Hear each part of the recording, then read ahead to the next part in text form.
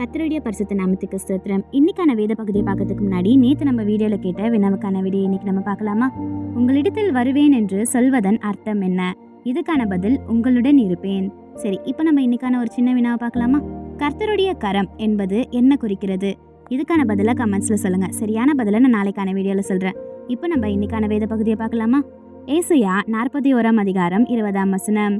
கர்த்தருடைய கரம் அதை செய்தது என்றும் இஸ்ரவேலின் பரிசுத்தர் அதை படைத்தார் என்றும் யாவரும் கண்டு உணர்ந்து சிந்தித்து அறிவார்கள். So that people may see and know, may consider and understand that the hand of the Lord has done this, that the Holy One of Israel has created it. Isaiah 41:20. இது நம்ம ஒரு சின்ன கதையா பார்த்துடலாமா? ஒரு சிறிய ஊர்ல கிரேஸ் என்ற ஒரு பெண் இருந்தாலாம். அவளுக்கு செடினா ரொம்பவே பிடிக்குமா.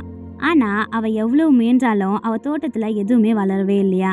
மண் வறண்டு இருந்ததா, இலைகளும் உலர்ந்து போயிடுமா. மக்கள் கூட சிரித்து கொண்டு சொல்லுவாங்களா, இது உனக்கான வேலை இல்லை போலன்னு சொல்லிட்டு சொல்லுவாங்களாம்.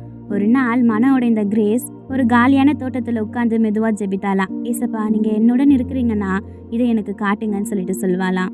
சில நாட்கள் கழிந்துதான் ஒரு நாள் மெதுவா மழை பெய்துதான். அதுக்கு பிறகு ஒரு அதிசயம் நடந்ததா. சிறிய பச்சை மலைகள்லாம் தோன்ற ஆரம்பிச்சுதான். சில வாரங்கள்ல அவ தோட்டம் அழகான மலர்களாலும் புதிய பழங்களாலும் உயர்ந்த பச்சை செடிகளாலும் நிரம்பிச்சா. அது யாருமே பார்க்காத அளவுக்கு அது அழகா இருந்ததா.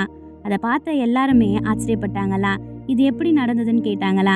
கிரேஸ் மெதுவா சிரித்து கொண்டே சொன்னாலா, இது நான் செய்யல அப்படின்னு சொல்லிட்டு சொன்னாலா. அவங்க அந்த தோட்டத்தை பார்த்தப்போ சிந்திக்க ஆரம்பித்தாங்களா. இது சாதாரண விஷயம் இல்லைன்னு சொல்லிட்டு அவங்க உணர்ந்தாங்களா. யாரோ பெரியவர் தான் இதை செய்திருக்க வேண்டும் அப்படின்னு சொல்லிட்டு புரிந்து கொண்டாங்களா. அந்த நேரத்துல எல்லாருமே உணர்ந்தாங்களா, இது கர்த்தரோட கரம் தான் செய்ததுன்னு சொல்லிட்டு. அந்த நாள்ல இருந்து அந்த தோட்டம் செடிகள் மட்டும் இல்லை, அதை பார்க்க ஒவ்வொருவரோட உள்ளத்திலும் விசுவாசமும் வளர தொடங்குச்சான். ஆமேன்.